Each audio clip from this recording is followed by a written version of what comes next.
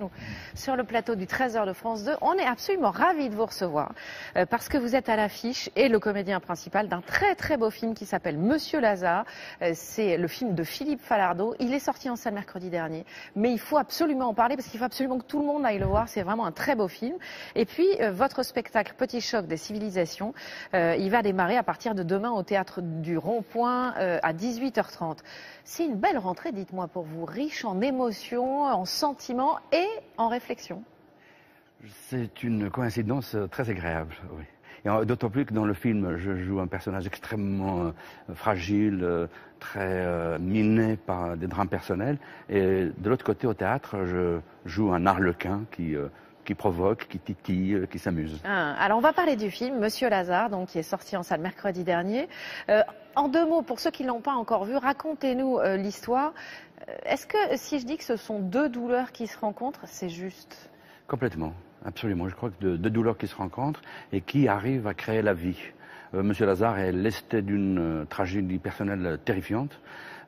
Exilé au Canada, il attend sa famille qui doit le rejoindre à Montréal. Et en attendant d'avoir des papiers, il fait des démarches pour avoir ses papiers comme réfugié. Et pendant ce temps-là, sa famille se fait assassiner, les trois.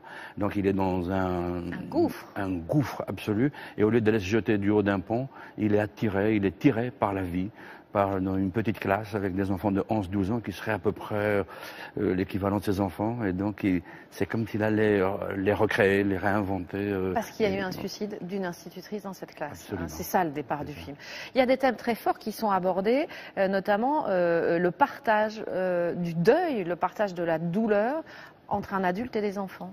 Absolument, faire passer la parole, essayer d'extirper la parole qu'il y a dans les enfants pour pouvoir les libérer de ce poids qui les traumatise énormément. Et pour Bachir, ça lui fait très mal, ça lui fait doublement mal, d'autant plus qu'il a sa propre douleur. À gérer. Moi, je le dis parce que très franchement, c'est incroyable. On a l'impression que vous êtes sur un fil pendant tout ce film. Et à plein de moments, on se dit non, c'est pas possible, il va pas tenir sur ce fil comme un acrobate pendant tout le film. Et si? Quand Philippe Falardeau, ça a été magique un peu. Oui, c'était un rôle extrêmement difficile à jouer parce que, comme vous le dites, il est sur une note, c'est une musique.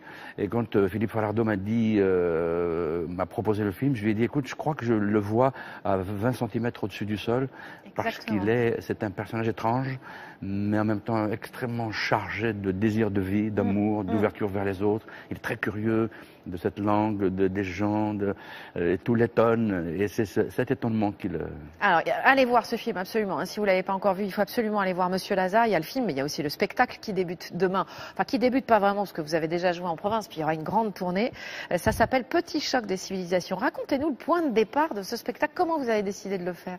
Alors vous vous souvenez de cette affaire de l'apéro Pinard-Jambon, oui. Et ensuite, suite à la prière dans les rues, ensuite il y a eu une réaction de ceux qui débat étaient... sur l'identité nationale. Voilà, les autres ont répondu par un apéro merguez gazouze. Ouais. Et donc je me suis dit, oh là, c'est quoi ça? C'est la nouvelle guerre des religions, quoi. Ouais. Et je me suis rappelé les farces du Moyen-Âge, les grandes farces. Et je me suis dit, je voyais ça, les uns et les autres, dans une tranchée, en train de se jeter des merguez dessus. Alors justement, vous mettez ça en scène dans une cuisine, en cuisinant un couscous devant le public. On regarde tout de suite un extrait parce que ça va donner une idée du spectacle. Alors, comment toute cette histoire a commencé? Je vous rassure, c'est de la viande halal et cachère. Et les catholiques et les laïcs, je vous rassure aussi, la bête a été étourdie avant l'abattage. Elle n'a pas souffert. Pour qu'elle ne souffre pas, on lui a donné à fumer du hashish. Elle était très contente de mourir. Où est l'abattoir?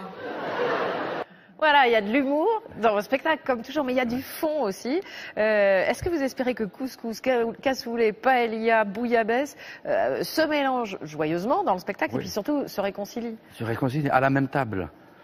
Qu'ils soient tous à la même table. Moi, je provoque, je prends tous les grands thèmes des rapports entre nous, nos deux cultures, nos deux civilisations, et je les mène jusqu'au bout, jusqu'au bout du tunnel, et je m'en amuse, et je crois que c'est libérateur, ça libère beaucoup de choses. Et si vous avez choisi le couscous, c'est pas un hasard aussi, c'était le plat préféré des Français, il y a eu un sondage, et tout à coup on a dit qu'est-ce qui représente la France, le couscous? Alors en fait, réellement, le couscous ne l'est pas, c'est un prétexte théâtral, mais il n'était pas loin d'être premier. Il a été deuxième, troisième, mais je l'ai mis en premier pour pouvoir raconter tout ça. Voilà. Merci à vous, Félag. Il faut absolument, je le répète, aller voir Monsieur Lazare, le film de Philippe Falardeau qui est sorti au cinéma mercredi dernier. Et puis allez vous voir au théâtre, Théâtre du Rond-Point, 18h30 donc, Petit choc des civilisations, puis en tournée partout en France. C'est important pour tous les provinciaux qui nous regardent. Merci encore. Merci à vous. C'est la fin de ce journal. Merci à vous.